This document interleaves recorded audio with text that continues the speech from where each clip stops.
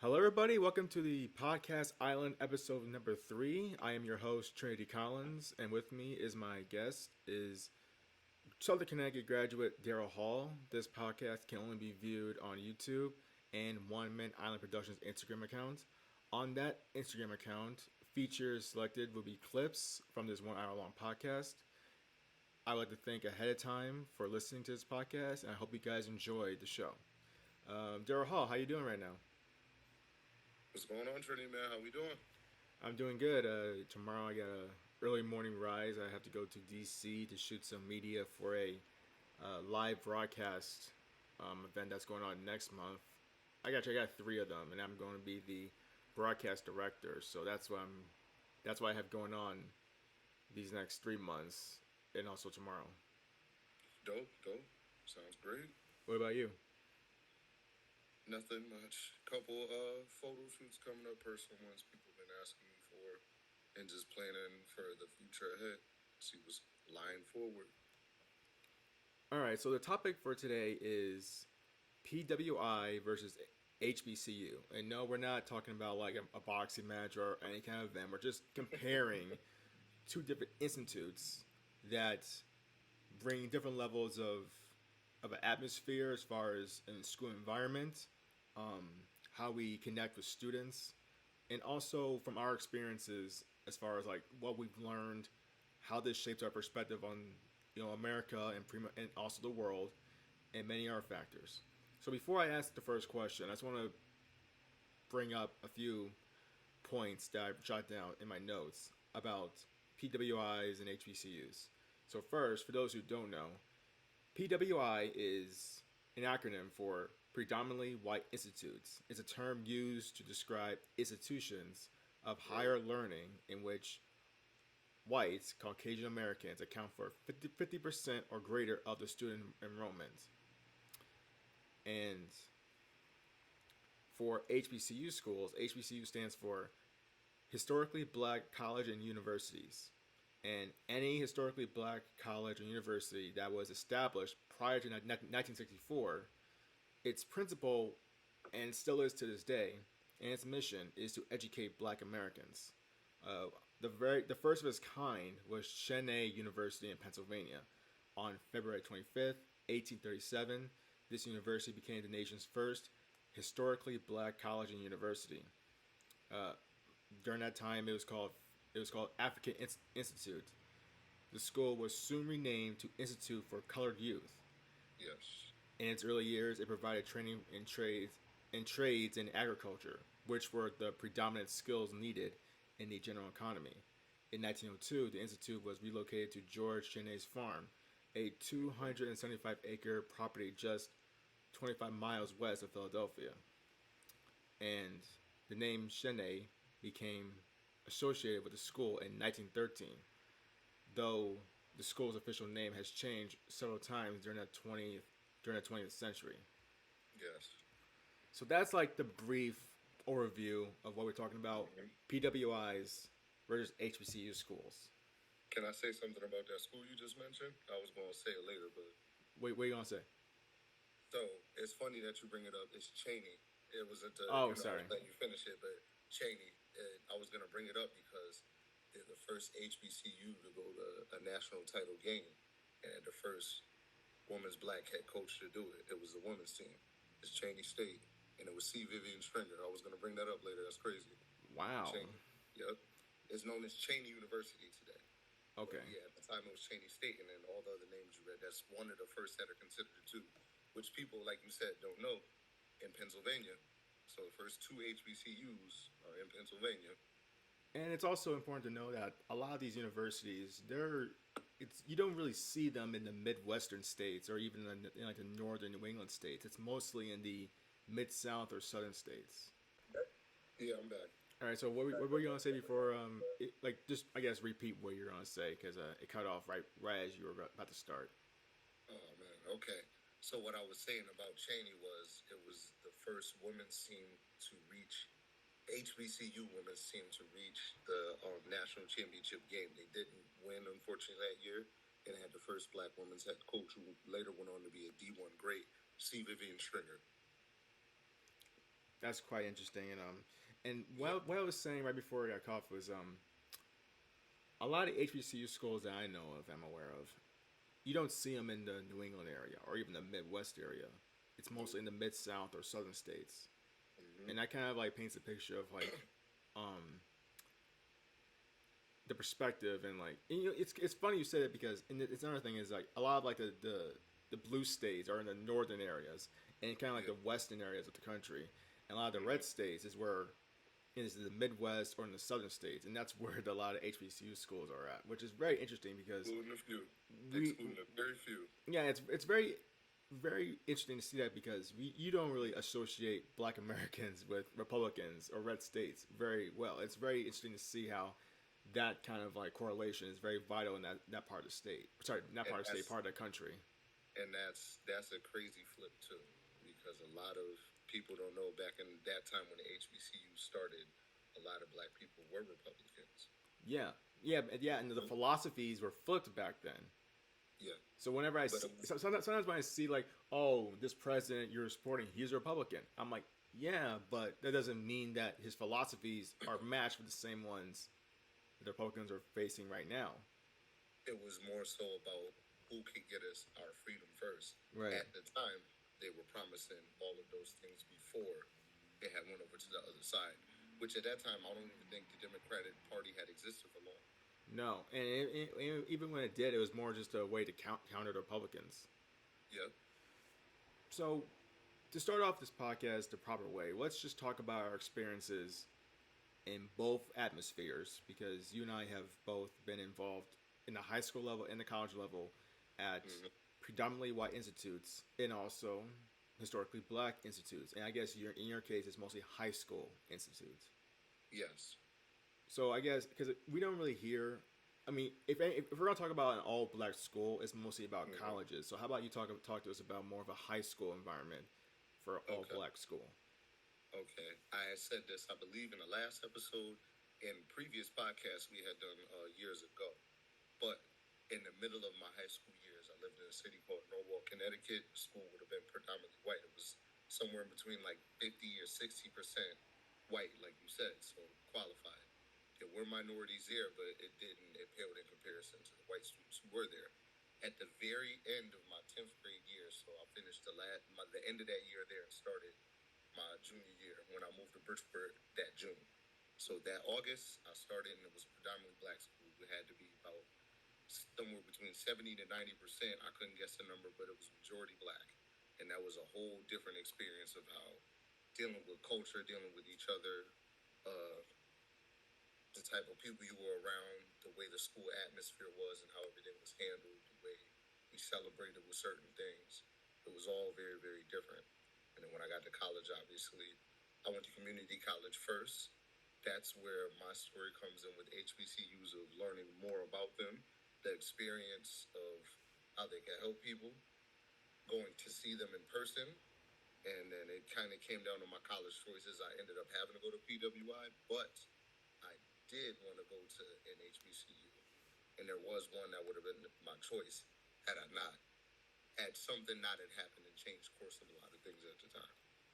Yeah. So from my experience, I started out at PWIs all throughout high school and in college, Mm-hmm. and it wasn't until my last 2 years in higher education, graduate school, where I finally went to my first HBCU school. And boy, that was Mm-hmm. like such a monster flip in how I Yeah. went to school. Because Right. when you go to, because not only did I go to a PWI for my first like 90% of my educational life, Yeah. it was a Catholic school, so it was a very restrictive, Mm. I would say, stale environment that involved a Mm-hmm. lot of like dress codes, very restrictive nature of how people acted, and Yeah. it was very boring at times, but Mm-hmm. it did paint a picture of how I viewed life in a way, Mm-hmm. and then going to a HBCU school for my last 2 years, it was way better. I remember one time I had to go to I went to Morgan State, by the way, for my for HBCU school for graduate school, and Hey. Yeah, and I don't remember why I had to go to uh, Morgan State on a certain day because I didn't have class. I think I had to meet a teacher, but I do remember they were having an event, and like the atmosphere, the aura was something different than Southern. It just had a different feel to it. I've always said this, like African Americans compared to white Americans, it's like a steak without seasoning and a steak with seasoning. That's like the difference, I would say. Like black Americans, they do things differently as far as how they celebrate, how we talk, and how we go about things. It just Mm-hmm. feels different, and it kind of like it kind of like adds more of excitement to life a little bit, in my opinion. But Right. and I want to transition this conversation into, I guess, the aura, and not aura. I'm talking about the students because I had a lot of run-ins at PWIs that kind of like you would think that when you have bad experiences, it kind of like distorts your perception of a certain race or a certain how America is, but it didn't. But boy, that lifestyle growing up was a bit rough. So I want to talk, and so my experience in PWIs, especially my I guess middle school year. So the middle school I went to was St. Mary's School in Middletown, Connecticut. Mm-hmm. It was K through 8, so it wasn't like middle school to elementary school. It was just straight K through 8. One building, very small. I can say I can count on one hand how many black people were in that school. It probably was just Mm-hmm. four of us, including me. Mm-hmm. And I'm trying to find the right word to use. It was very frustrating the last 3 to 4 years there Mm-hmm. because as you grow up, you start to indulge yourself with more. You try to experiment with more adult content. I'm not talking about like pornography. I'm talking about like shows that talk more about real life issues, Right. and you start to identify more racial stereotypes and your Mm-hmm. perception of things. It's just you start growing up a little too fast in your age, and so I had to deal with a lot of microaggression in my last 3 years. And for those who don't know, microaggressions are the everyday slights, insults, put downs, invalidations, and offensive behaviors that people experience in daily interactions with generally well intentioned individuals who may be unaware that they have engaged in demeaning ways. In this case, a lot of them did know what they're doing and they were just doing it to just get a reaction out of me. Mm-hmm. And I didn't really understood a lot of like the stereotypes that African Americans had because my frame of reference wasn't as um, I wasn't as open and I guess my parents did tell me, but I didn't really put two and two together because I didn't really hung around my own people that much. Well, I was gonna say we gotta. I was gonna ask the question because I was like, a lot of people aren't from where we're from. We're both from Connecticut, Yeah, but I think we gotta paint that pit from there of what Middletown is compared to where I lived in Norwalk and Bridgeport. You feel what I'm saying? yeah, Of like, it's located in the middle of Connecticut. right, It's a mostly white town, so yeah, it would happen to be that way. South Norwalk is that, but Norwalk is that way. The part of town of Norwalk I grew up in, South Norwalk is not. So my experience of going to school was similar to yours. It wasn't Catholic, it was public. So it was still the same mix of about like somewhere between 50, 60, like 20, 10 Latin, and then like the 13, 20 black. So it was still there. But when I went home growing up, a lot of those intrinsic stereotypes you're talking about that you saw on TV, you would see certain things in real life that would be close to it, but it wouldn't match. But I grew up in the projects too, so I got to see a lot of things firsthand that maybe you didn't, where that experience might have been different for you, is what you're saying. So yeah, when you see that content, it may not connect different because you hear it from your parents, but you're like, sometimes if you don't see certain things face to face, it's just hard for people to know. It's not an excuse, but we always say that like the ignorance is bliss. People never understood what that meant. And my mentor in community college, where I learned a lot of my experiences from with our people and exploring that, that's where it came from. But he told me that of like sometimes it doesn't hurt that you don't know, sometimes you just don't know. So the way you grew up, not to take the answer from you, but it's understanding to help people know like it's something that was in his home, but like you said, around you wasn't a big thing because you couldn't help where you grew up, right? yeah. And one of the things I started to understood, and I guess from them, is that they'll ask me, "Hey, can you play basketball?" I can't play basketball. Even when I tried, I just couldn't. I just couldn't do it. I didn't have the passion for it. Like they'll ask me, "Do you eat Kentucky Fried Chicken?" I'd say no. They'll ask, do you drink Kool Aid?" No again. Mm-hmm. Um, uh, I think there was a black guy white girl joke in there too. Yeah. Um, no either. There are several other. Oh, here's one I still get to this day. You talk white. Hmm. I get that. I still get that. Another Me one. too. I'm I trying to got think. that one too I'm trying growing to think up. another one. I can't really. It's hard for me to remember because whenever I remember that time, it makes my blood boil. And so Oh, well understood. yeah, Well and understood. for one of the things in eighth grade specifically, maybe seventh grade was Yeah. also this. Mm-hmm. Everybody would sit at a table. They're like it was a small class, so they were like the girls would sit together at one table, and all the guys sit at one table. I'll just sit there by myself eating lunch. Yeah. And one time I did try to sit with them, and they kind of like just shut me away. And Mm. so it was at that. It was kind of like that point where you kind of feel that embarrassment a little bit, Yeah. and you just like and your heart starts racing. You feel like, oh man, like I'm not accepted by my peers. But then you start realizing maybe they're not my peers, and maybe I just need to find my own people, or maybe I'm just Right. not that person that is with clicks. You know? Right. Everything in life is still very click-ish, which we'll probably get to later on in the show, but that Right. does come up again. But click-ish, that's a very good way to put it, because no matter what, people are still tribal at the end of the day, especially with our people. Though we all may That's true. relate, Yes. yep. Though we all may relate in some way, shape, or forms, everybody's still different, and we all still grew up a different way. So for some odd reasons, people just want to shut you out when they look at you instead of being interested in what makes you different from them. A lot of people tend to push away first. Yeah, and here's one. I remember one kid. Because and I'm gonna lead to this very quick story. I'll turn it over to you for your experience in an all white school. Is Mm-hmm. there was one kid I knew. He once told me that he tried. He said I talk blacker than you, and again I'm still trying to think like okay, like what are we trying to accomplish here, you know? Right. And I remember he was talking trash to me a few times because during gym Mm-hmm. class we would play touch football, Yeah. and we were losing. He's talking trash to me, all that stuff, and I remember one time I caught the ball and I just lowered my shoulder when I saw him coming towards me, lowered the shoulder and Mm-hmm. knocked him down, and we ended up fighting. Mm.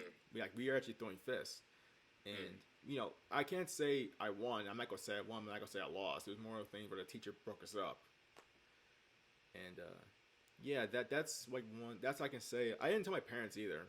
You know, I didn't tell them until Mm-hmm. I think towards the end of my days at Southern, or maybe it was when I think it was maybe it was during the pandemic. I did tell them, Mm-hmm.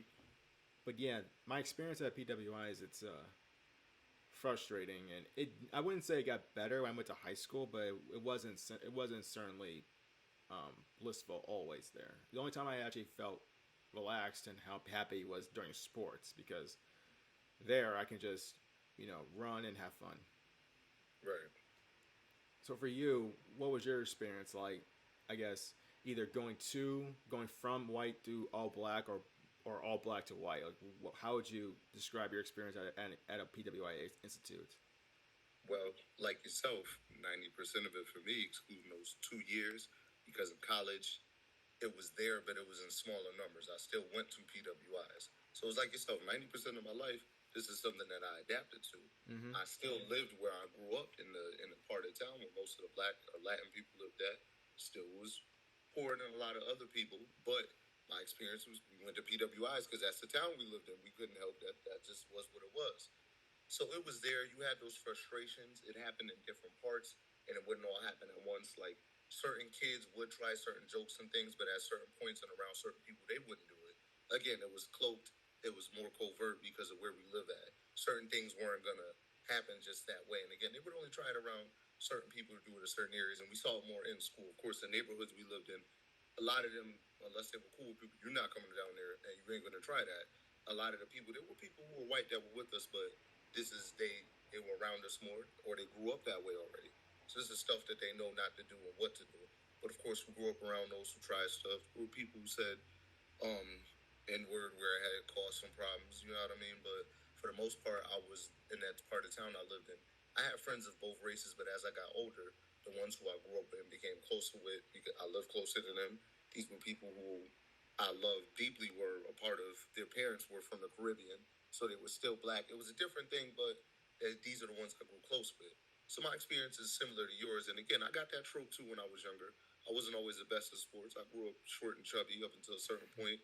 Tried it out when I got to high school, but I got that more from my own friends and people of other races. But again, that's more the people who I was around. So, but again, I still tried. I played sports for what I could.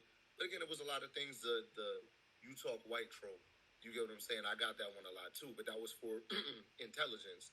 No matter what or where I grew up, I was raised by my grandparents. They lived in that era. They weren't always perfect, but they did teach us little things growing up, and that's who I learned it from first. My grandfather and my grandmother. You know what I mean? They would teach us certain things so we knew, but they always pushed education, especially for me. So I wasn't. It wasn't for being dumb. I didn't know what those words were. I just talked like that because that's the way that I spoke, especially when we were in school, talking to the teacher, answering the question. So it made me feel bad. I understand that part of like it made you want to dumb down and show your intelligence less. So as I got older, Yeah. I And did. you know what else? Like, as I here's the thing that if anybody would say that to me, if a white person ever said that to me, I knew I can counter them with this. Mm-hmm. White people do not like it when African Americans bring up race in a conversation. They don't want to hear Right. it. They just it's like, oh, you're attacking me. You attacking me. You think I'm racist. Well, here's the Mm-hmm. thing. If I ever hear a white person say you talk white ever, I'll be like, well, how does a black person talk? Right. I'm sure you can't do a proper African accent. So how does a black man in America properly speak? Can you give me Right. an example? Mm-hmm. And if you can't, as like, why'd you bring race into it? It's like, listen, I'm not gonna start speaking slang just to appease your ignorant perception of what Exactly. African American is supposed to be like Mm-hmm. in America. I'm gonna Mm-hmm. speak how I speak. Do I have a slight speech impediment? Yes, but then I'm not gonna start, saying the N word slang style just to appease your perception of what you see on BET or the Boondocks or whatever your frame of Right. reference of African Americans is. Just because you Mm-hmm. see a few mishaps in our community, as far as riots or a Chris Rock incident at the Oscars, Mm-hmm. doesn't mean that's how we act. Exactly. But again, that goes back to you didn't grow up in areas that were like that. No. I did. So it was more natural for me to pick up things that were like that, which it doesn't always make it right, but I'm speaking to people who speak this way to me. Mm-hmm. That's just how I'm gonna talk when you know what I'm saying? And there's nothing wrong with that and having the intelligence to go with it. But that just shows you we're not a monolith. This is what we're saying, and this is a problem we run into when we have conversations with people like that. So growing up, I got stuff like that. When I got to the other school, of course there were things I got made fun of, but like you said, by then I found people who I were able to be around more that accepted me for who I was. I had a cousin that was there, so I hung around him, and then that's when I started playing sports. So I hang around more of the people who I was with every day, and a lot of them happened to be people who were on the football team with me, and some of them not, but a lot of people who played or we just knew. But we were all happened to be black and Latin. That was the school, and that was the way it was. But I hung around with them because they just accepted me for who I was, and I still hung out with my other friends from my hometown too. So I was able to have that establishment to be there to be okay with it. When I went back to college, a lot of them were there with me in community college. We ended up joining a African culture club at our school. I ended up becoming on the e-board and invited more of them to come. So that's Mm-hmm. where we all start picking up this knowledge and learning about HBCUs, what we're talking about with PWIs today, and then learning about the PWI campus we were on because our mentors around us started to sharpen our minds and make sure that we were staying on point with the things that we needed to know and how we were going to move forward. Being in this club, that's where I started going to visit the HBCUs. At that time, we did it 2 years in a row. I visited Lincoln twice, and I really wanted to go there. Things ended up Lincoln. University in Pennsylvania because there's two. There's one in Missouri and there's one in Pennsylvania. But the one in Pennsylvania, because we had visited Cheney that year too. I think we visited Howard and Morgan. Shout out to Mm-hmm. Morgan State. We visited them in Baltimore that same year too. My cousin went to Howard. I think. Yeah, he went to Howard. And that in Washington D.C. Yes, But this is where I learn all those values. Is where he starts putting us on the information we didn't know about. How many, not just famous people and athletes, but how many inventors came from there? How many Right. surgeons, doctors, engineers that help in the world today? A lot of the black professionals we see in the world come from HBCUs. Deion Sanders went back and coached there for like 3 or 4 years. Mm-hmm. I mean, hell, I think there's a small wave of former athletes that went into coach football at like these small HBCU schools. I think Eddie George went to Tennessee State. I forgot what it was called, but Tennessee State. Yeah, that's all. And he coaches there, and I'm not sure who took over for Deion at Howard, but he had some NFL coaches there coaching these kids. It was one of his assistant coaches that ended up taking over. I forgot his name. Yeah, Ed Reed took over at FAMU for a short amount of time. Yeah, they got another coach. There's also it's funny. I remember I went back home. Colleges. I went back home during Thanksgiving, and I went back and played my old Madden games. Like I went back and played, I think, the 2008 or 9 game, and there was a cornerback that went to Bethune-Cookman College, and I was like, "Well, how about that?" There's a lot of players who did, but that opens up another conversation, which I wanted to get for a question for you for later on. But there's a lot because it'll open up the conversation when we talk about university. You can ask me now. I mean, I was going to transition. Okay. I was going to transition anyway, but you can ask me. So a lot of people don't know, but that impact of when you learn this information, how many people went to HBCUs that ended up going professional, right? And the reason why. You know what I'm saying? Like, was when you found certain of those stuff out, or like just the amount of track stars who maybe did, where you were like, oh, I didn't know that they went to this school. How did that impact you when you started figuring out more of this information? Could you repeat that one more time? I just want to make sure I get that. So, when you talk about your sport in particular, when you found out more about these athletes who attended these schools, how did it impact you? Well, it kind of, so for people who don't know, when they watch sports, there's always these high marketed programs in every sport. Right. So, for basketball, there's Gonzaga, there's Duke, there's North Carolina, UConn, those schools. Like everybody knows those are the top basketball programs. In football, there's Alabama, there's Georgia, Ohio State, Michigan State, USC, those big branded programs. So, but once you realize that all these Hall of Fame athletes, they didn't go particularly to those schools. I think Jerry Rice, he went to Mississippi Valley State. Doug Williams, the first African American quarterback to win a Super Bowl, he went to Grambling State University. Exactly, and then not just for black athletes, for white athletes, it's not always these big schools that you find these athletes are. Because a lot of times they don't get these scholarships. They just go to small schools like Illinois State or other schools that probably just aren't as recognized, but they can play. And Ozzie Newsome, he's one of the more famous general managers for the Baltimore Ravens. He was a general manager, now he's not. But I remember watching him do an interview with Shannon Sharp on his podcast, and he said that what he looks for is a football player. Can you play football? And sometimes you can find one that plays for USC, or you can find one that plays for a small school in Alabama. Right. Well, there's one key component to that too, because if we go back in time, as the laws changed and slavery was abolished, Jim Crow still existed. So right. It had went across education and sports. So people have to remember a lot of them came out early because later on in like the 80s, 90s, it happened because they didn't get the scholarships. But before they desegregated schools, remember that wasn't a thing. So they had to go to HBCUs because that was the only place that would educate them and let them play to show off. Right. So they started getting to the pros. And when the pros integrated, you started seeing more of it. The other thing that people have to remember with that is too, until the white school started to integrate, but also show that we can have a team of predominantly black players, because I think they started seeing the future of how much it can gain them too.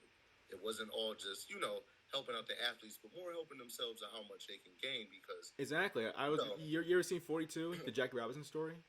Yep. The not the manager, but the owner said because Jackie asked why me? He said money. My dad told me the same thing. It's like, that's the reason why. Everybody's money is green. Yes, business decisions. You got to think about it. Everything was separate. We had our own separate leagues as well, too, at the time. Yes, and Negro leagues. Yeah, had they not integrated certain sports, I don't know if certain sports elevate, especially football and basketball. They didn't let it be in college that it was all starters until shout out to the movie Glory Road and the University of Texas Western, which is now UTEP. University of Texas El Paso was the first to I've start seen that. all I five. played Yep. I played NCAA football. I did see that school. So that was the first school to start all five black players, and that's where the movie Glory Road is based off of. So that's where you start seeing these schools going to recruit them because now they can show, oh, we can put these people on the team. They can be productive. We can have a point guard, a black person, again, back to education with a mind that could run a team. Coach Don Haskins was the first to do that. I don't think if any of that happens, a lot of these players don't go. And even then, it still wasn't for everybody. So you said there were still a lot of players that are greats that went to HBCUs. Jerry Rice was one of them. Michael Strahan is another. You named Doug Williams. There's a long list. Aeneas Williams. Yeah, there's more that I'm probably forgetting, but it's a long list. I think there's still. I'm sure there's still ones out there that probably don't know about the NFL. Hey, Deion Sanders was promoting like, hey, some of my kids can play. Yeah. Opportunity to, like you said, things changed. At the time, things hadn't changed for them, so they had to go to these schools until those opportunities changed. And had it never did, they would have still went. We don't know what would happen in the future, but schools never segregate. They had to go to HBCUs if those other opportunities weren't there. You know what's interesting is Howard made the March Madness tournament. Yes, for the first, I think the first time in their school's history. In a long time. In a long time, yeah, that's what I figured. A long time. And so I remember I was talking to my father on the phone because they kept it close in the first half, but I just told my dad, like, listen, it's not Howard. It's just the fact that Kansas State, I think it was Kansas actually, University of Kansas, they just have a better program. They have better players. They've been in this tournament multiple times. I'm sure their veterans have been in this position so much that this is just another game to them. But I did tell them this: if they get back there next year, win, I'm saying this might be the formation of a tide to change. Because if once people start saying, oh, an HBCU school can consistently get to a big tournament like that and win, that could start leading to maybe instead of 10 5-star recruits going to Duke, North Carolina, UConn, those schools, you might get 1 or 2 out of 10 going to HBCU school. And usually that's all you need to swing everything. You know where that change started? Where? A number 1 recruit. I think back in 2020 when Deion made that coaching change. Yeah, I think it was a quarterback. It was a skill position player. No, it was a basketball team. It was a basketball team. Oh, okay. Was it? I don't want to say the wrong player's name, and I don't know if he ended up staying, but he committed at the time.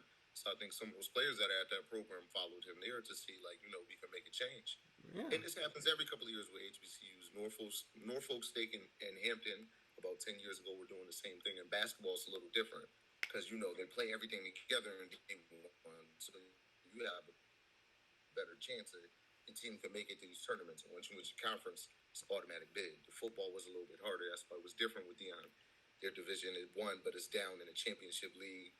Different rules than the top league, but they still got that prominence there and then the exposure to show that these players exist too. I remember it was my last year. I think it was my last year at Morgan. I went to one of their women's volleyball games. It was Morgan versus Howard, and during the national anthem, guess what Howard was doing? Kneeling. I was like, boy, it's like if Howard ever went to a all-white school, they would be mad as hell. Mm-hmm. But the point is that it was a fun experience. Howard won. I wouldn't say really easy, but they won convincingly. But it was a fun time. The atmosphere was great. It was just a fun experience just to watch 2 HBCU schools battling out and everybody being great sports. It was just fun. How was that game experience like compared to when we had games at Southern? I would say similar, but a little different. I would say there's a lot more playful trash talk, I guess I would say. Like there was like a little trash talk, but it wasn't like anybody got offended. It was like one of those like hey, my girl can do this better than your girl, and it's like, hey, shut up, man, like sit down, It's like it's like they're talking, but it's like fun trash talking banter, kind of like the thing that my team used to have with each other. We're not being totally serious. We're just busting each other's chops. Um, I can't say, just for example, my team for track and field at Southern Connecticut, we would come up with the most creative chants ever, and we would intentionally annoy other teams. That's just our thing. I want to transition this into perspective, and what I mean Yeah. by perspective is whenever an incident or a bad situation happens to a person, their viewpoint of a person, a gender, a sexuality, I guess, and including race, can be skewed. Like, for example, Mhm. 9/11, Yeah. everybody did not want to see any person saying, like, oh, you're Islamic? Mhm. I don't know, man. Wait, he works on. Wait, he's an engineer? I don't know. Mhm. LA riots. I don't know about black people, Mhm. all that stuff.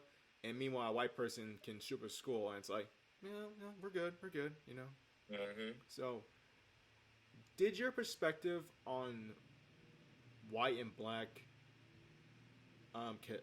relationships, as far as how we coexist each other, change when you went from one to the other?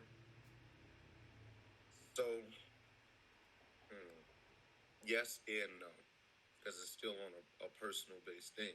As long as you do nothing, as long as you don't do anything to show me, it's not how you really feel and find. But it did open my eyes to a lot and how our history was and how we were treated and how the ways I may get treated now and things that may happen to me.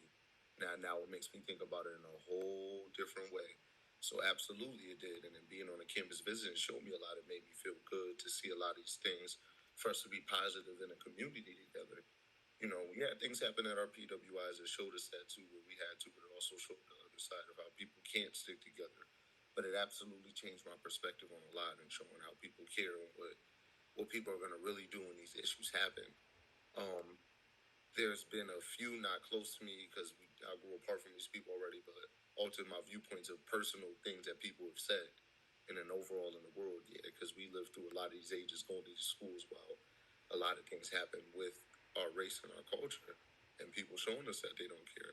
So absolutely it did. And it affected our campuses personally, especially at our PWI that we went to. So yeah, it opened my eyes to a lot about just the not on a personal level, but the systemic level of it that people have trying to been attacked for decades and ages of trying to get out of the system and show that this isn't working.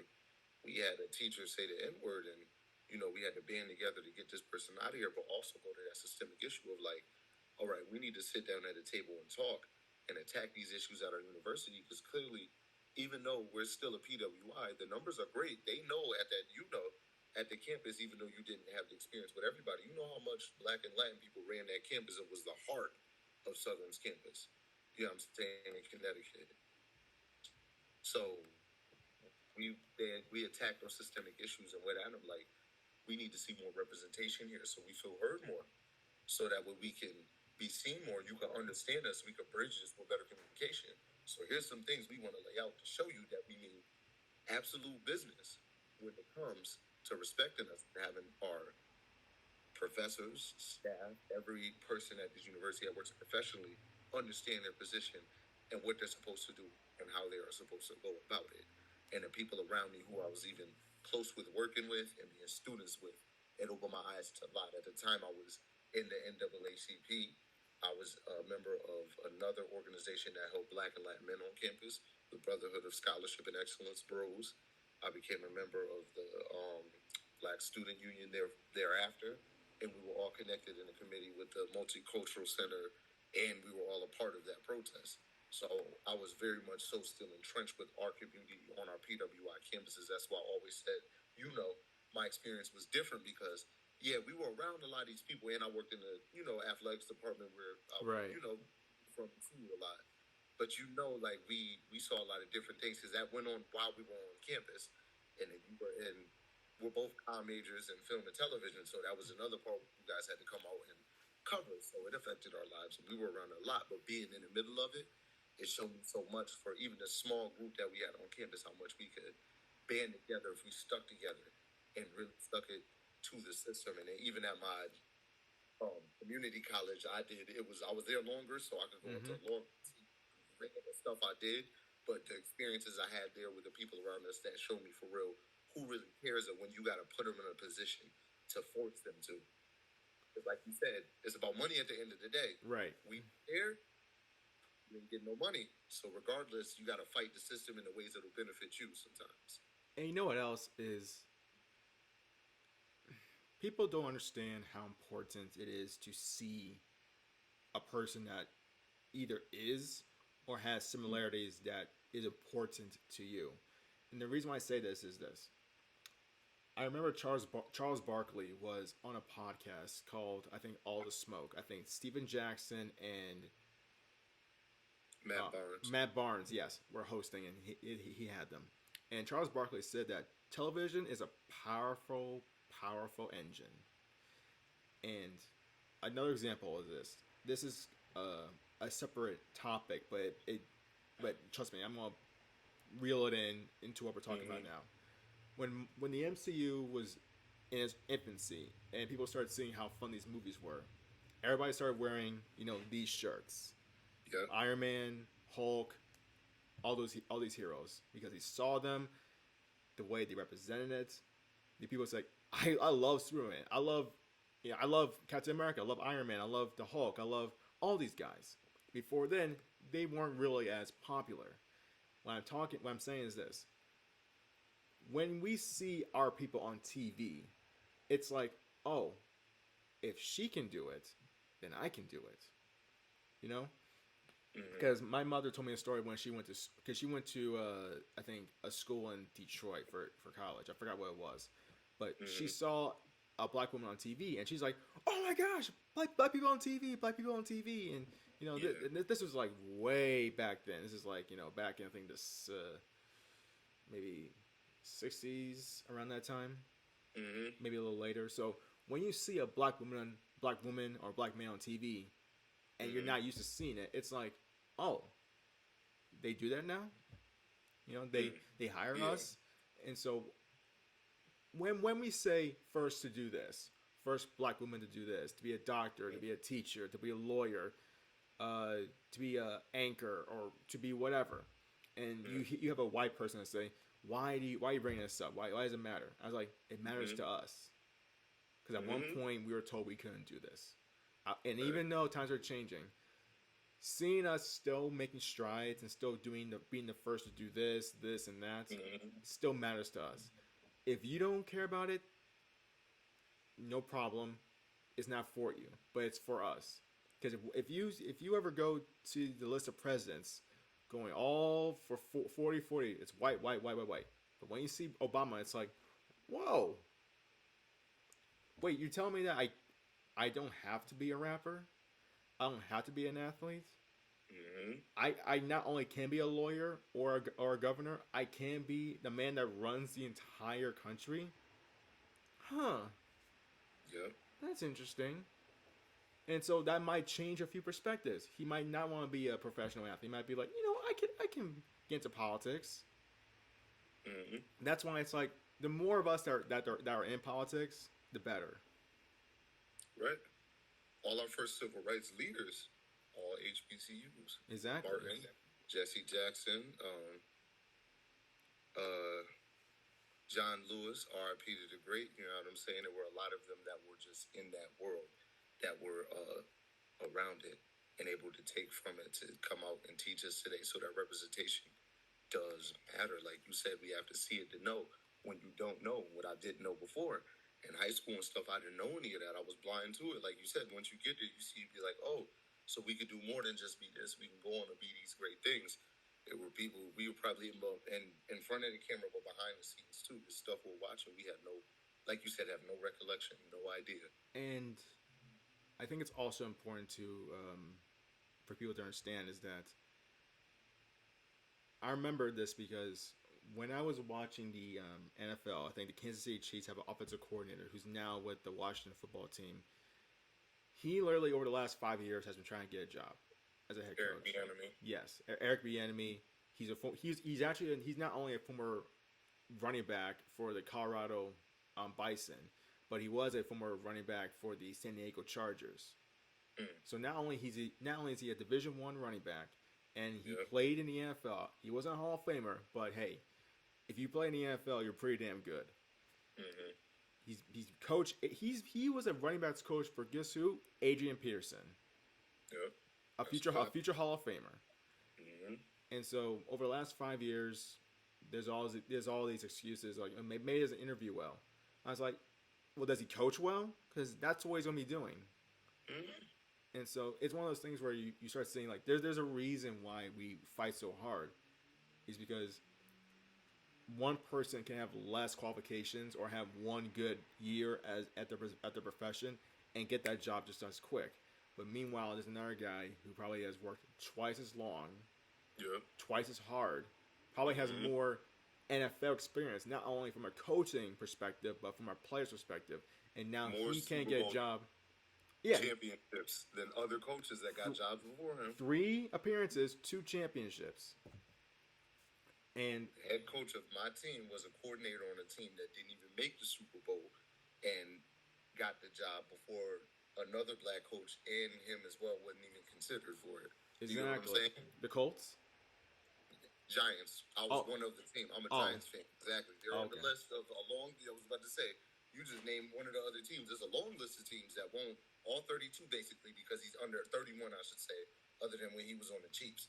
But part of the reason why he went to go get the job was, and unfortunately, the white head coach that was ahead of him told him, which is the truth: go create your own opportunity, so that way they can't say this is because of me. That's a person who's an ally that's doing the right thing of like, you need to get out of my shadow because they're trying to put everything on you. So we'll show them you can do it on your own.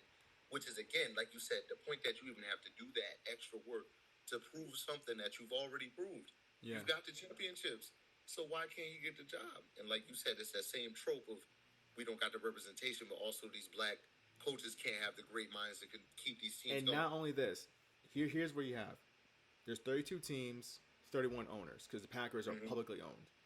Yep. To my recollection, I No. mean, outside Jacksonville has a minority coach, but he's Yeah. Latin American. But Yep. outside But of Tina now, already said not one black. None. And Washington football team is on the verge of being sold and have a new owner. And as far as I know, I don't haven't heard one of them being black. Nope. The Broncos had an opening. Not one of us got one.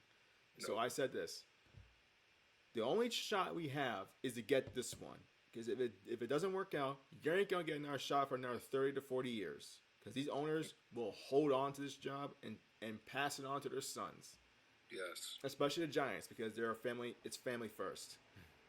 Right. That's a fact. And so, and this also goes back to what I said about interviewing process. When you're interviewing with a white person, they're used to a certain dialect, a certain temperament, a certain kind of energy, Mm-hmm. and a certain way they operate business. Certain white owners and hires will probably not focus on that, Mm-hmm. but some of them will be mindful of that. And even Yes. though they do vote alongside the marketing as equality, they still hire white only. Mm-hmm. I mean, I'll tell you one example that really gets on my nerves. I'm not sure if you remember this, but a few years ago, I think it was Brian Flores. He was a former head coach for the Miami Dolphins. He gets Yes. fired after having like a 9-8 season, Mm-hmm. and so he's interviewing for the Giants job.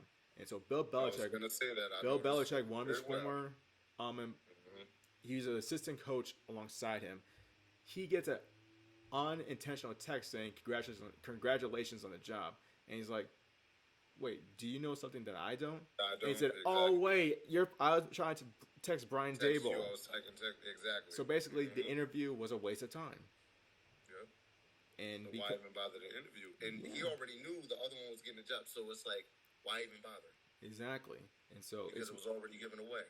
so it's one of those things where like there's a reason why we say representation does matter. So if we do have an owner, who knows? Maybe things do change, but there's a reason why we always say like, because you can't tell us one thing and go do the opposite thing and tell us, hey, you need to do this thing. It's like, what's the point of me getting on those qualifications if you're going to just push that aside over because of nepotism or because of comfortability? But that's where people always get that idea of like try to create your own system of nepotism, because then it gets hard to do this where it's like we keep getting shut out every chance we get where we're trying and trying. Mm-hmm. But what's the point if they're going to keep, like you said, they're going to keep just taking the opportunities away, and like, you know, the teams have to interview because of the Rooney Rule, because of the Rooney family in Pittsburgh that decided to give that opportunity to Coach Tomlin. So it's like it's always hard to see that. Like, you put these things in place, but you're not showing us the people to hire when they're there to give the representation. You give other people opportunities that these coordinators are way better than some of these head coaches that are in these positions. Brian Daboll is different because it ended up working out. So that situation's a hard one for them to tell because he ended up getting the team better anyways, and Flores ended up going to Pittsburgh, which is funny that I brought them up. He's with him now. I hope he gets another opportunity. He doesn't get stuck to the back because nobody stopped talking about it in his lawsuit against the NFL. But he's one of those coaches I hope get the opportunity, because there's so many coaches out there where it's like, this is ridiculous. It's almost getting that same kind of Colin Kaepernick effect when Exactly. he was saying, and he was in San Francisco that year after they made the playoffs. Them years later, I could understand. But that first year, I'm like, this makes no sense. He was just a starter on the team. And then the moment he starts kneeling, it gets worse. But nobody was worried about it when he wasn't playing. You get what I'm saying? And I was like, y'all, further him not playing, it kind of looks funny. So it's almost as if this wasn't your intention, how come it looks this way? How does this information get out to these other coaches for them to notice? How are y'all running game? And it's like you said, the same old system keeps going, but people keep complaining why we need a representation. But it's also a cop-out for a lot of them don't want to take on or apologize for what their ancestors did. They feel like because no, they don't. We were not there, we have nothing to do with this. But it's like the same way we weren't there, but don't we have to answer for what you put our ancestors through and work against that system? Mm-hmm. You know what I'm saying? So where does it's that cop-out of like, where do we take the responsibility and the onus of doing right by these people? And it's always a way to keep it going or not, or finding a way to stay out of that. And a lot of these leagues can't, and people are just fighting hard and hard. But it goes to that money, like you said. When people, if we could band together, get a system or maybe a group to get one team, who knows how far it can go? That's too much like right to do, and I think they're afraid to see that type of power that we'll have. And you know what else is like? I'm saying this from a perspective where I started out from preschool, kindergarten, 1 through 8, high school of just being with white people only, and sometimes I'm very happy that I didn't have this perspective where I think like all white people are a menace to society, because I had a group of people at home in my neighborhood who were nothing but nice to me. I can guarantee you that race never entered our conversations ever.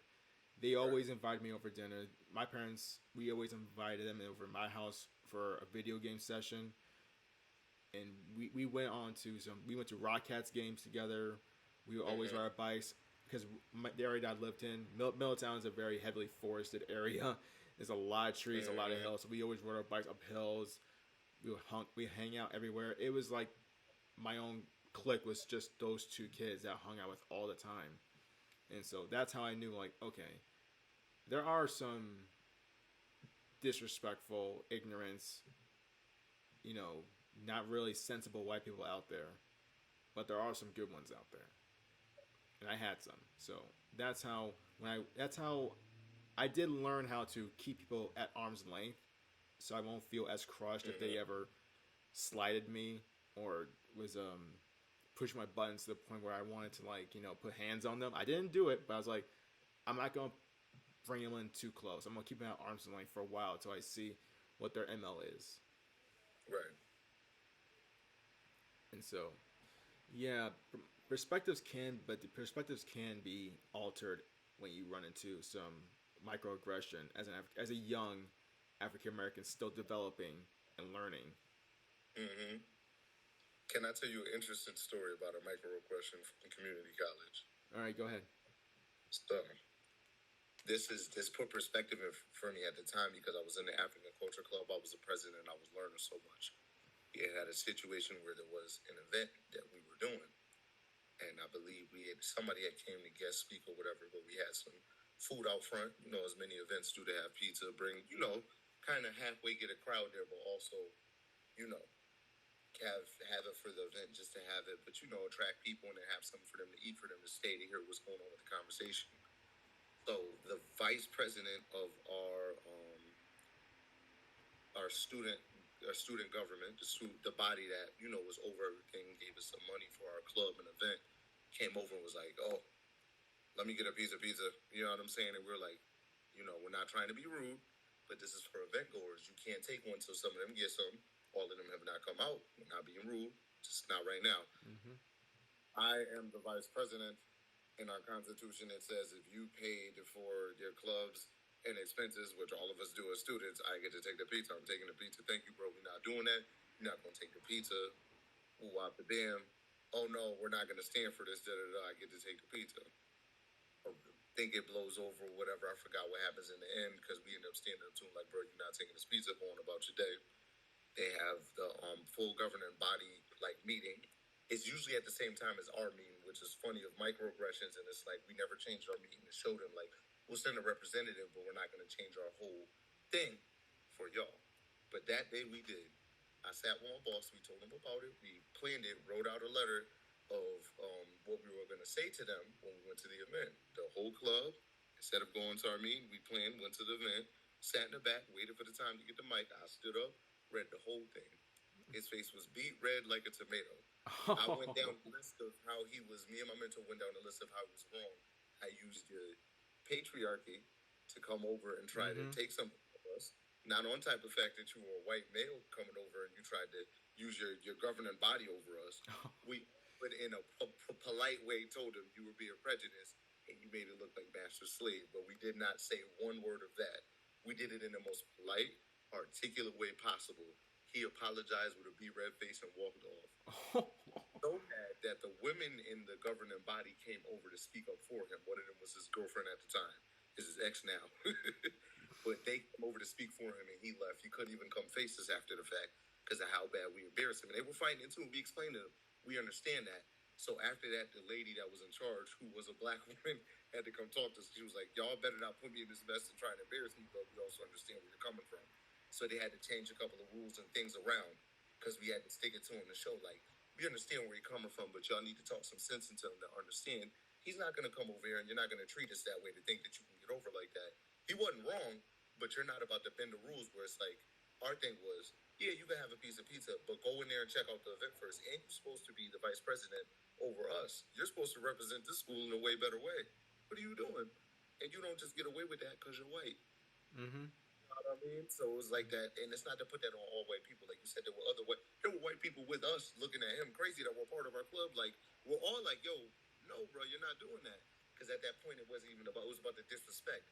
It wasn't even about the white male, but look at the prejudice in the situation right. that you need to realize what you're doing. You know what I'm saying? Because of the position you're in, and then when it was your turn to take on the heat, and he realized what we were doing, shied away from the situation. So it's a perfect example of a microaggression. I remember a situation in high school. I think I was a junior.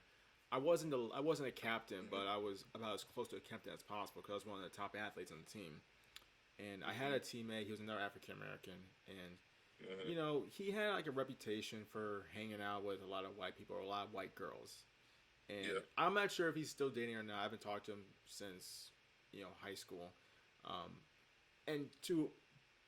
Not really to beat him down, but listen, when you're in Middletown, I mean, it's not like there's a black neighborhood just waiting for him to date somebody. I mean, what are you supposed to do? You're supposed to just hide in a box all day long. But I just know that there was one kid that through a lot of I identified it very quickly, a lot of jokes or microaggressional stuff, and I pulled him aside after practice. And I said, hey, I don't like what you say about my teammate. You need to cool it off with that shit. And he said, listen. And we had a discussion. Went back and forth. It was about as calm and quiet as possible. But I just told him, it's listen. Kojo and I are not really that close. His name is Kojo. Yeah. Him and I are not really that close. But I'm not going to have you just throw out these backhanded compliments or even directly insult him or give all these microaggressions at him, and he's gonna smile and walk away from it. All right, right. Just cool it with that. All right, there's other ways you can communicate with them without having to bring up the fact that, you know, he talks white or he does all that stuff. You know, nobody talks Right. white. You speak English. Okay, there's slang and there's an English language. There's also Spanish. There's also multiple different ways you can speak and communicate with others. You know, Right. Japanese, whatever. All right, French also because they taught French at my school. I Mm-hmm. said just cool with that, and I don't remember him finishing the season on our team. He left after that. Mm-hmm. It's crazy because it shows you exactly what you said of like you weren't close with this person, but you're gonna stick up because the main thing is like you're gonna say this now when it's just a few of us. If we go to a meet and there's another team full of black kids, would you walk over there and say that when we're all sitting in the crowd? No, because you know what's gonna happen. It doesn't matter about like who's on team at that point. It's like, bro, what is you doing? Leave them alone. You And gonna you say know that what around else? all? You know what that reminds me of? I don't know how I forgot to bring this up earlier, but he was called the N word at my middle school. Wow. Yeah, Mm. and that kid was in my class too, and so that brought up Mm-hmm. another discussion that we did have a few years ago, where how come it's okay for black people to say it and not white people? I was like, and, if they said it now, I'll be like, are you stupid? Okay, Yep. from I'm only speaking from for me. I don't like what black people say anyway, and I Mm-hmm. especially don't like it when white people or any other race says it. And you Mm-hmm. know why white people can't say it. You should that Right. if you're gonna question my intelligence, you shouldn't talk.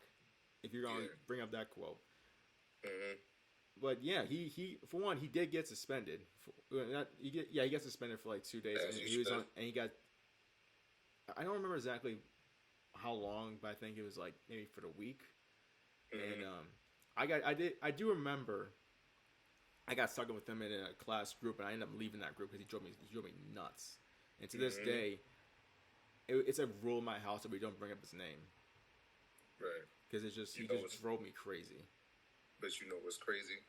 You made the right reaction and walking away. And people look at that crazy Yeah, because imagine had you turned around and gave the reaction that they wanted you to or they think we would as a black man. Sometimes you give that angry reaction. I used to get that a lot because I was so hot at it. Of like, you know, everybody expecting you to do this and now you're gonna be the one to look crazy and I had to learn how to control mine because it's like this is what you want. And instead of you did the right thing and walked away because it was going to be all the blame was going to be on you as you put your hands on this man for what he kept saying and doing to you, but he keeps getting an excuse in the past instead of I need to do something about it. So I'm glad he got suspended in that sense. and I now got to fight with now you that bring that before. up. And Now you bring it up. what's up? We in my high school we had a homosexual black man. I didn't. We weren't in the same class. We never had class together. We never even spoke to each other. But I was like, but I do know that that kid was that kind that he just wanted to annoy people to get their reaction. Yeah. And I do remember one time, I think it was in middle school, we did have a Mm-hmm. homosexual there, and he just wanted him to talk just so he can hear, because the stereotypical homosexual speak, Right. dialogue, all that Mm-hmm. stuff. He wanted him to talk just so he can laugh at it. Yeah. And so Lord knows what I didn't see Mm-hmm. if he ever spoke to them. I was like, thank God I wasn't around there because I would have been like, hey, ease up now, come on. If you're at a Catholic Mm-hmm. school. That's Bad enough he's a black guy. Now he's black and gay at right. at a Catholic school. Bad enough he's dealing with that now. Exactly. Which is another microaggression or microaggression within itself because that's a sort of black scent that a lot of white gay men would like to imitate too that people don't talk about when it comes to black women, where Mm-hmm. they get it from, and also black gay men. Where that, like you said, as soon as somebody speaks, this is what you automatically think you're gonna hear because what you see on TV. And it's like, yo, let people live. If we start doing this to y'all, how would you know what I'm saying, feel? We look Exactly. crazy when we do this to you. So it's like you said, all those things that bring up that raw emotion in you that fuel you to make you feel that way, but people wonder why you have a reason to be angry, or if you walk around looking a certain way, or if we don't talk to that many people. You know what I'm saying? People wonder where this may come from, or how hard it is just to walk around and be black, and especially in certain areas. You know what I mean? And you know what else is? I'm going to transition this conversation into the positives and negatives of Mm-hmm. PWIs, Yeah. HBCU schools, and our experiences. If Mm-hmm. there's one thing that dealing with all those those experiences, I would say the first 12 years of education is that it taught me Mm-hmm. how to have a little thick skin. That's Because right. I did say I did get into a fight Mm-hmm. because he was trash talking, getting on my skin, and it would have been very easy for me to ball up this fist and just deck him right in the face. Cause I did have daydreams where I did do that, Mm-hmm. but I also knew that if I get into fights, get kicked out, and it's on your Mm-hmm. record, they're not going to Mm-hmm. say what he said. It only says that you Yeah. punch him in the face and you get kicked out. Yeah. Nobody told me that, oh, you're a black man, you gotta resist, you can't fight, you can't have Yeah. that perception. I just didn't want to give in, Right. but it was hard because I had a speech impediment. I was African American. They liked doing that microaggression. Mm-hmm. And I remember my senior year in high school, I just remember not speaking a lot in classes. Yeah. I just did not Mm-hmm. speak. I kept my eyes forward. I took my notes. I rarely talked. I mean, I think the teachers trying to force me to speak, and I would try. And I would, like, the only time I spoke is if they just called on me. You know how they call you even though you didn't raise your hand. I would answer it. Mm-hmm. But other than that, I didn't say a word. Mm. The only time I talked was at practice because that was the only place I can go where I can actually hang out with people and not have to deal with any BS. Right. For me, it was like that up until a certain point. When I was super younger, I was more sensitive, so I wouldn't. But unfortunately, like you, I lost my willpower, my brother. I was putting hands on people if they, Yeah. if any situation propped up that wrong way, and I was getting a lot of that to the point where I had to stop and realize what's this doing and how it's making me look. When I was the complete opposite of a person, I wasn't stupid or anything at all. I was very intelligent. I was just quick tempered, and I was tired of dealing with it. Not everybody. It would be everybody. It wasn't just specifically white people. This would be people who would just bother me in general. Yeah. Or like things will happen where you want to challenge me. I'm tired of people just picking on me. I'm done with this. You're not gonna pick on me no more. There was one instance where a white student in fifth grade did that. It was just a regular argument, but there's somebody in class who I was friends with, but he kind of had that attitude, "Oh, we're better than you. I'm bigger than you. You're not gonna do anything." Mm-hmm. And I put my hands on him because he threatened to beat me up so bad. I just took it a step further. And I was the one getting yelled at in class after the fact, like I was wrong. I'm like, you yell at me for putting my hands on him and punching his face, and and it was a white teacher. I'm like, she never brought up the fact that this man threatened to beat me up, but I don't want Exactly. to put hands on him. But when we went to go talk to not her, but the school board, like the guidance counselor, principal, and all that, we both got suspended equally. It was like, Okay. you're wrong for putting your hands on him, but you also threatened him. And he came back and apologized because his pops, I guess, talked to him. And this during Black History Month, too. Oh. So when he threw it in there an apology, too, try to be nice, Trey. Okay. Oh, man, yeah, man, it's your month. I shouldn't have did this, and I apologize for my part. Man, go ahead. So that's why I'm like, I felt wrong. I apologize, too, but I'm like, I feel even better. Because why are you throwing that in there? And it was like, all because he threatened to beat me up for a spot in line, bro, too. This is over A something spot smart. in line. Was it for a lunch table or something? We going outside to recess. Oh, and I'm Lord. going, and I went to go stand. I'm standing in front of him. Man, you're taking my spot in line. No, I'm not. I'll beat you up so bad. I sat for a second quiet. Man, come here. Whoop, turn him around. Start. And they had to come break it up with us. But I was like, nah, bro, you're not about to get away with that. Like, No. you're not about to think you could talk to me that way because of the position you're in. And he learned very quick. You know what I'm saying? And a lot of other kids do at the time. Like, I'm cool, I'm friendly, but it's certain things you're not going to say and do to me. Of course, again, like we said, I got in trouble because I put my hands on him. So it made me look like the worst in the short-tempered one. But it skips over the fact of, you know what I'm saying, this man done threatened me. If I'd have threatened him back, I'd have got like 5 8, you feel what I'm saying? Microaggressions, like you said. So it told me quick, like you said, learn to not put yourself in these situations, which we shouldn't even have to deal with it. We're human. But it started making me look away over the years where I had to learn to stop doing it. Like you said, just focus on what's important because that was kind of making me seem like I'm going along with the status quo. Like I can't control myself. I'm not intelligent. I don't have this mind to do right by what I'm supposed to do. And I had Black teachers that filled in along the way that helped. It was rare, but I still had them there to show me, okay, this is what I could do.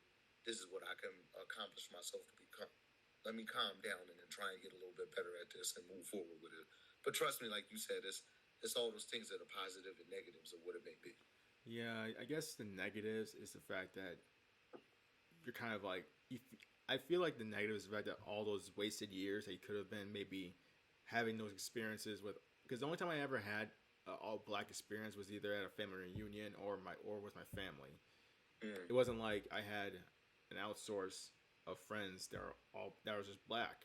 It was just white people everywhere, white walls Mm-hmm. everywhere. Mm-hmm. Go to the store, same thing. It's like if you see another black person, it's like, oh, hello. Mm-hmm. It's those positive influences of culture and seeing those positive images. When you're around more of your people, you find out more about certain stuff that you might have not known before. So even when I got to my black high school, it was things Yeah. I saw differently, and they had more. They didn't have a lot, but it was still more black staff there. So I got to see more people in a position. Our principal at the time was Latin, but they Mm-hmm. had a black principal there not thereafter. My head coach of my football team was white, and it ended up being more black men. Like I got to see those images of people in those positions of power show us what it is to be positive.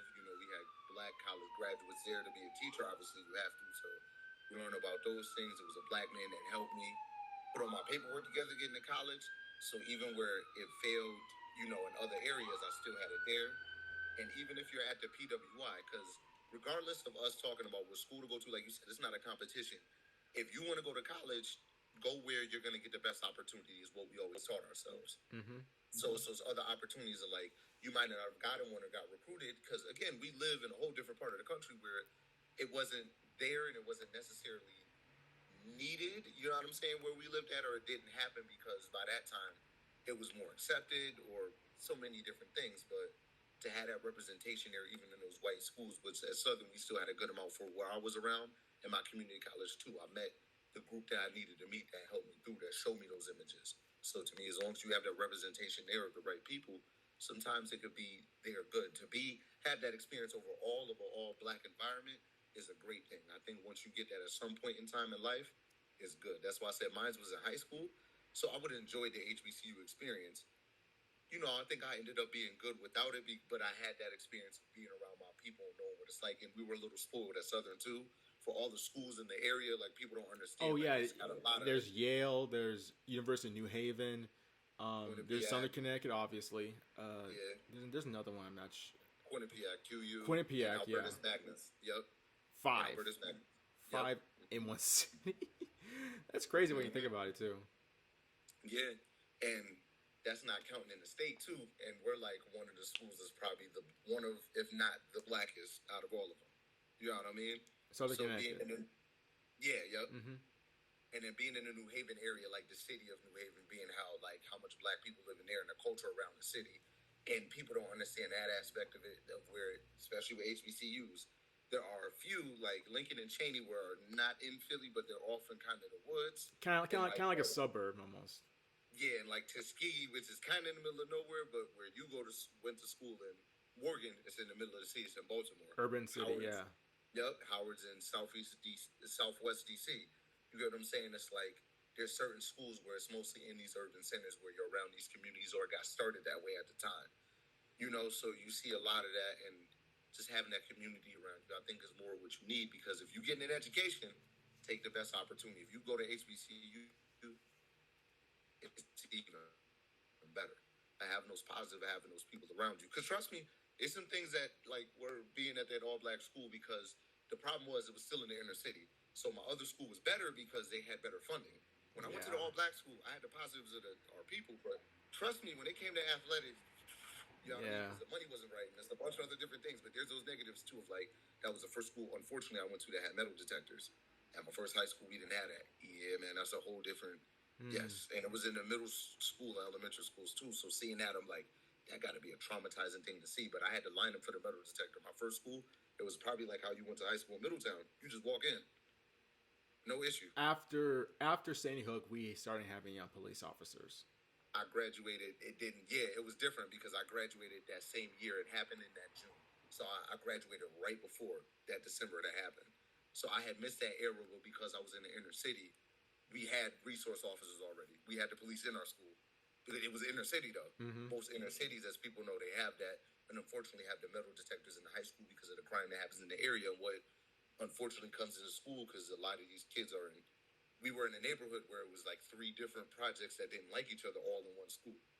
You know what I'm saying? So you Yeah. still have these issues, and that's where these problems are presented. So even though it's good to go to these schools, I still at the time it wasn't college. College is whole different experience. They have funding, and even though HBCUs are underfunded, which is like you said, we do that in a whole different story or stream, but the black schools aren't getting the respect and money that they are. So it's not the same as it was in the 50s, 60s where they had that perspective. But there are negative things that come with going to these schools and sacrifices that you may have to take because it's not the same as a lot of these other schools where having to deal with money. It goes into academics, athletics, having the proper buildings and dorms for the kids, or even having the proper tools for their education. There's HBCUs that have shut down over the years because they couldn't get accreditation from certain things. A lot of universities that aren't like publicly funded, which a lot of them are, thank God, which is it's problems within itself. We both know that. But a lot of them aren't getting the money and the endowments that these bigger schools are getting to stay on. So a lot of them are shutting down. Or there's been, I don't know if you know, but there's like 2 that have become PWIs. Who? Which ones?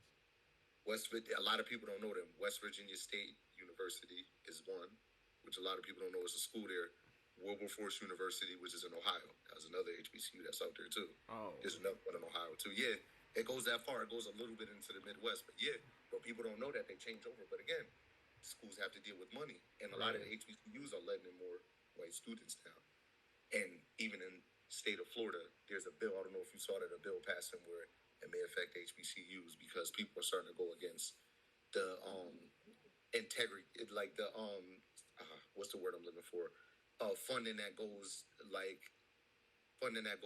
like started with like college recruitment. I forget who the college kids were, but that's like specialized because these students felt left out because the recruitment that the college they were trying to go to was specialized, and it felt like they were going to be disqualified because it wasn't made for them, or these special rules are holding them back. Basically, like a reverse of what's the word I'm looking for? You know what I'm talking about? I know. Yeah, it's business practices that do, and I'm drawing a blank. They're doing the opposite of what they used to do to us. Yes, exactly. So okay. You guys got all the special funding that worked for you.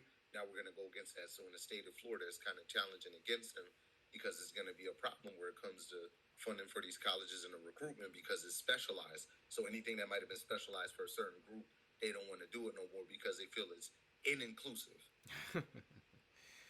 That's now you see where I'm like, this is ridiculous because this was made because of inclusivity. Yeah. So it's like that perspective of, like you said, this is the reason why we need the positives of it because look at what they're trying to do, and that's crazy. You know what I mean?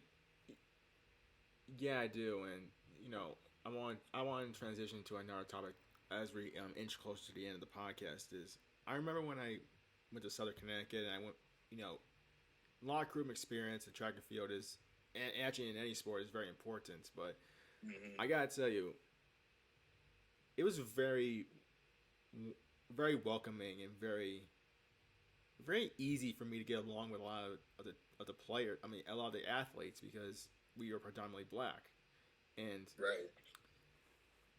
it felt more natural, felt more easier to get along with them than any of my teammates at Xavier High School. That's the school I went to, Xavier High School in Middletown.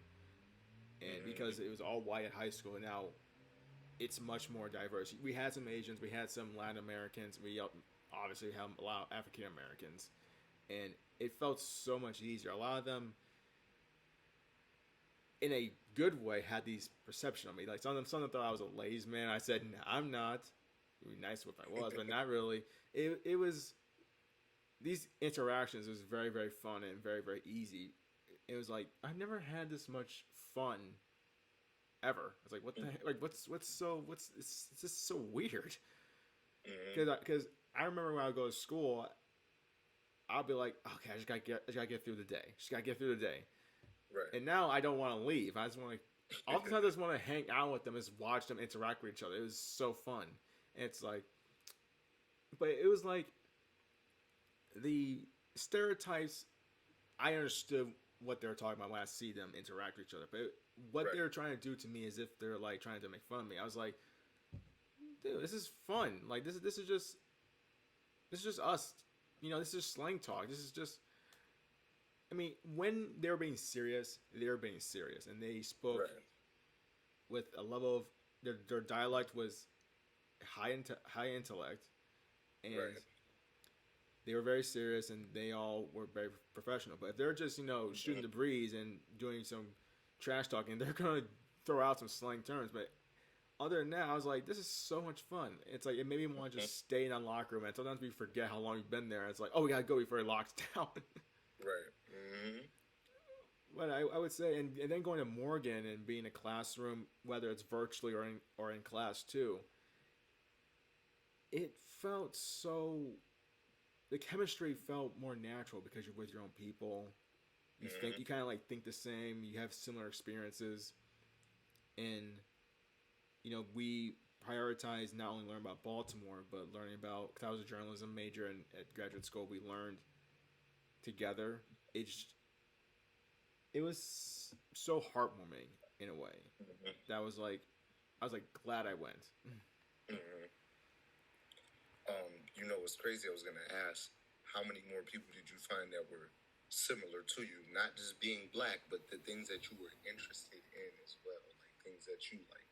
How many more people did you find like you like that at the schools? Well, as far as growing up, very few, because a lot of them are from that area. Right. As far as interest, I think a lot of their T-shirts did give it away. I think I remember one time we were in a group. Yeah. And it was. I do remember like some of them do like Japanese anime. They like do like superheroes, and I'm like thinking to myself, because oftentimes I had this perception maybe that what the white kids do, the black kids couldn't do.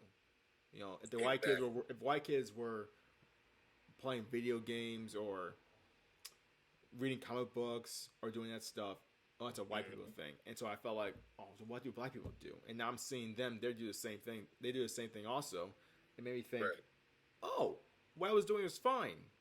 Just that like I was just being made fun of because they just love antagonizing me. That's all. But I can think back to a lot of people that I grew up with too, from where I'm from in the projects that loved anime. But again, we all grew up with it. We all watched it. I stopped at a certain point, but I know plenty of people who did. And now that you say that, I know people who aren't the same as you as all, but y'all probably have a conversation about watching the same show. I know so many more black people that we went to school with and at HBCUs that loved it. But that's a beautiful thing that you can find so much more people that may come from different walks of life that have interests and so many of the same things. And like you said, we think because we kid all these stereotypes and these tropes that we're super different because we like these things. But no, there's other black people out there like you too that like this too. It's because we grow up somewhere doesn't mean that you don't grow up liking the same things. But I mean, in our major too, we're communication. We find everybody. Right. You know what I'm saying?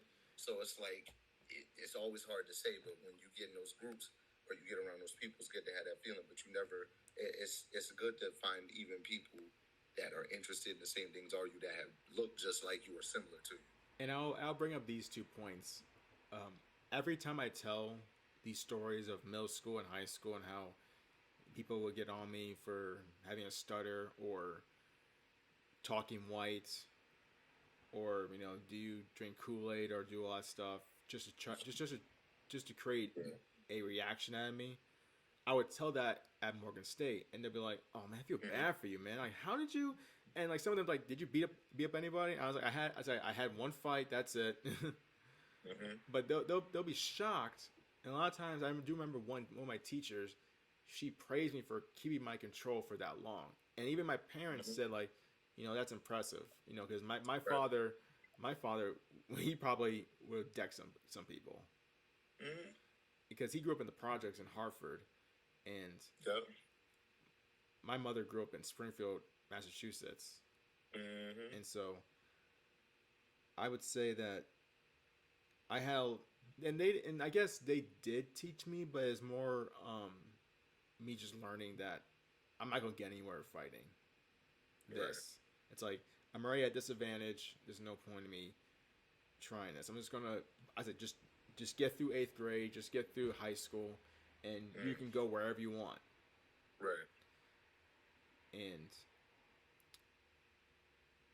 it's funny because I went to Southern Connecticut, and my track teammates, I had a little clique that I hung out with my freshman and sophomore year. I kind of like split myself away from there and went into the TV club, and that's where I met Cassandra Veltri, Yeah. Sebastian, Cindy Jones, all those Sick. guys. Yeah, and like we Mm-hmm. had a very diverse group in there. Cassandra Mm-hmm. was a lesbian. Um, Sydney also obviously black. Sebastian, Mm-hmm. Latin American. Mm-hmm. I think I don't I never asked him. I'm just I sorry I'm sorry if I get that wrong. If you ever hear this, Sebastian, I'm sorry, but there was a lot of diverse people, and we were. It was a very Absolutely. I guess what you could say the Big Bang Theory kind of group where we're all just very knuckleheads that love TV, that love movies, Mm-hmm. and we like to goof around, we like to laugh, all that stuff. We did get Yep. serious a lot, but we also had a lot of our own mental. We also had a lot of our own challenges. Right. One of our I think one of our editors had Asperger's, Mm. and another guy had another disability. Yeah. And so we all had these deficiencies that plagued us, whether it's sexuality, race, Mm. um, you know, mental or physical challenges that halts kind of our Mm-hmm. educational process. And so now we're all together, and now there's no reason for us to really put the other one down because No. because we have a setback. And so instead of doing that, we just embrace one another. We're just I'm not gonna say reeking dink. We're just a what's the word I want to use? A motley crew of goofballs. But it was kind of like you all had a similar interest. On top of being in the club, we Mm-hmm. had 90 to 95% of our classes together. So no matter if you were in the club or not, you saw everybody all day because we stuck in the same room for 2.5 hours a week. So you know what I'm saying? Like you said, if we work together, we all got to get these grades together. So everybody got to come to a common goal. Where I didn't have the club, I'm in class with you guys, and we're doing in the TV studio for an hour and a half, sitting on these lights, sweating, setting up cameras, standing in front of Yeah, green those screens. those lights give me headaches. Exactly. So it's like we all had to have that shared experience with each other. Like you said, we all come from different backgrounds, but we're all interested in the same things and being together so much. You're going to learn a lot about each other to be like around each other so much. I worked with a couple of them through the summer, like we all did. You know what I'm saying? On top of everybody else that still used to Mm-hmm. come around. So you got to just know each other a lot, and being in close quarters, like you said, you got it. You got to. You can't sit there and ignore each other. So no matter what, you could. I lived in a room with you. We lived in a room with somebody that was black, but he's from Jamaica. So the way that Yes, we all had to intermelt and then work together and live together was just, it was different. I met You my know what I first mean? Jamaican at track and field practice, and I gotta tell you, I never met a Jamaican prior to that, and I was like, I'm glad I met one. That's hilarious. And I grew up with them. That's what I was about to say. When I grew up with it where it was common around me. So that's just a influence on me, but it was common, especially once I got to Bridgeport. The school I went to was nothing but a lot of Caribbean people. So it's crazy that you said it, but like you said, you just meet these people from different walks in life that you end up like, yo, I'm glad I met you. And you know what? I will openly say this. Mm-hmm. I think I won more medals for Xavier High School track and field than I ever did at a Division II Southern Connecticut track and field. I won more medals at high school than I did in college. College, I was very inconsistent. Just Mm-hmm. it was just a struggle for me. But I will say this, and I'm dead serious about this. I would rather be on that team and win no medals, but be involved with that team and interacting with them in the locker room and practicing with them every day than at Xavier because it's just a fun environment at Southern Connecticut. It's just Mm-hmm. it's just a Mm-hmm. big family of brothers and sisters that will call out each other on their shit and will work hard and will win a conference championship every single year. So I'd rather do that than win a lot of medals and I guess not be. And it's a very I guess not as a lively and interactive group at Xavier. Not to say that I didn't like Xavier, the track and field team, Right. but if I had to pick one, I'm picking Southern. But probably because you had a lot of better and closer connections. It's the same with me. I only had one connection there before I got there, and I do remember Right. one time my first practice. My first practice, I did see one kid walking, and Mm-hmm. I was like, man, he reminds me of the kid I hated in high school and middle school. And then I got to know Mm-hmm. him, and it's like, nah, yeah, this guy's good. He's cool. I Mm-hmm. like this guy. He's good. He has Mm-hmm. good head on his shoulders. Mm-hmm. But it was like that for me too. I loved high school, but and I went to two different, but I got a lot outside of my friends that I kept from high school. I got a lot more closer relationships I never thought I would have gained from college, and you never know where these walks of life are going to take you. Like now, you know what I'm saying? You never know how much people can affect you or where it may take you in the future. So a lot of that with college, I loved more. You feel what I'm saying? Regardless of the HBCU experience, and not like I was able to create these friendships and relationships that'll last a lifetime sometimes. So no matter where I went to school, that's why I told people just go. You'll love the experience of doing it. Like if it's the right fit for you, it'll be perfect. You just got to figure out where your spot is. All right, so I want to end this podcast with two questions. One involves television, film, and the Mm-hmm. other one involves. And here's a question I want to ask before I ask the last one: is this? If you ever have either a son or a daughter, would Mm-hmm. you ever, in a way, suggest or like throw in, hey, you can go to this HBCU school in Pennsylvania or in, Maryland or even in Mississippi or whatever. You can go to this school, be with your people, and learn not only about our history, about about what you can, not only about journalism or whatever Mm-hmm. degree you want to get in, but Mm-hmm. you also be with your people. They'll teach you a lot about history that maybe we didn't know because we're always still peeling back layers of ourselves. Mm-hmm. You know, you don't have to force them, but would you like throw in that little nuggets like, hey, this HBCU school not too far from us. You sure you want to go? You know? Absolutely, 1,000%. I'm gonna expose them earlier, so it's more of a viable chance. I'm not gonna make the decision for them because I was fortunate enough on my own. I made that decision for my own. Nobody influenced me, so I'm gonna give them those influences to show them at an earlier age and give them more exposure to know. So maybe it'll be a stronger consideration. If they don't choose to go at the end of the day, I'm not gonna be mad. I'm gonna be, you're my child. I'm gonna try and support you the best way I can, whatever which way possible. But I feel like if I give them that earlier exposure and then get them on the ground to visit, then they will see. But that's also predicated on where I choose to raise them at and how I choose to raise them and what type of community I want them to be in. Because I think that'll make it more. You know what I'm saying? When you haven't had that experience that helps you out more, even if not, I still would want them to go. But I feel like if I expose that to them more sooner, that at least it's an option for them because there's still a lot of challenges that come with that HBCU experience because again they got to get their stuff right too.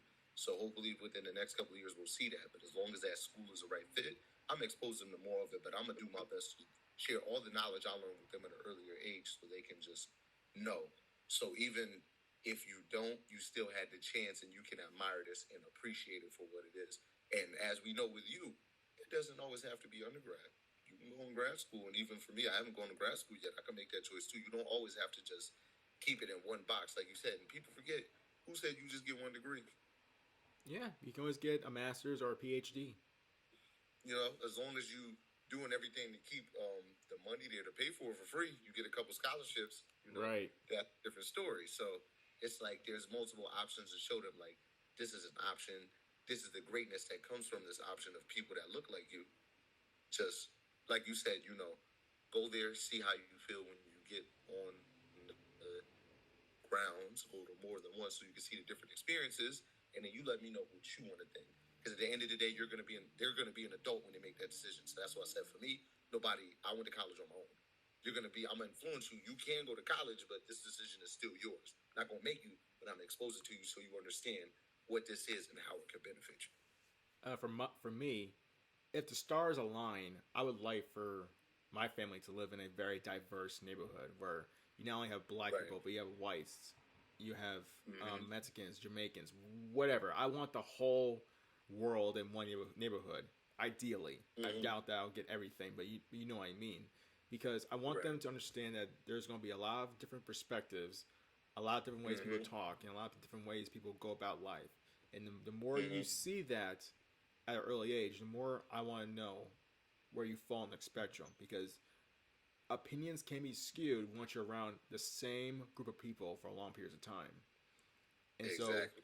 when that happens, I will open them up to saying, hey, look, there's Morgan State, there's Howard, there's Jackson State University, there's Bethune Cookman College, there's Lincoln, there's all these places that not only And those are just the big ones. There's a bunch yeah of small ones people don't know about. yeah, and you not only can get your education in communications, journalism, doctorate, engineering, whatever, but you also will further your education on yourself and your history. Some things that probably I don't know about. Some things that even the most hardcore Pan Africanist probably doesn't know. Right. There's always things about our history that you can peel back and be like, oh, okay, this happened, Right. happened. It's a never ending story. Mm-hmm. If you don't, I might go be mad at you. But then again, I will still encourage you, even after graduate your bachelor's degree. Maybe you just take 2 years of your master's. It's only 2 years because Right. you will never get this experience ever again. Right, exactly. You only get to try it this like one time. And I'll tell them, and you know what else? I will end it before we get to the next topic. I'll end it with this. Yeah. My aunt, no, well, she's not really my aunt, but I call her my aunt. Mm-hmm. She's from New Britain. She took me to see a football game. I think it was Central Connecticut State University versus an HBCU school. And we're at Veterans Stadium in New Britain. The Veterans Stadium is right across the street from New Britain Stadium, which is where the Rockcats play. Yeah. The game's at halftime. I think the score is 14. The Harmony Classic. I think it was. I don't remember. It's sponsored by the NAACP. They played Central Connecticut. I forgot what was the school? It was NCA&T or a school from somewhere in the South or Howard. But they come up and play them every fall. It's the Harmony Classic. Yeah. Maybe it was. All I know is I couldn't tell you because it happened when I was very young. All I know is that my dad nudged my shoulder. It's like, hey, you see that white band? He said, yeah. Watch this black band. And I'm watching the black band. I'm like, whoa! Like they're moving around. It's like they turn into performance. I'm like, I'm looking at my dad like, why doesn't everybody do this? Like this is way better. Southern tried. They got their little drum line and they should call Nick Cannon too. Say thank you to all that have watched the Podcast Island episode number 3. I'm your host, Trudy Collins, and with me for the last hour and a half has been Southern Connecticut graduate Daryl Hall. This podcast episode the topic was PWIs in HBCU schools. This podcast can be only viewed on YouTube and One Man Island Productions Instagram accounts. On that account features selected clips from this 1 hour long podcast. And thank you again for listening to this podcast, and we'll see you guys in the future. Peace.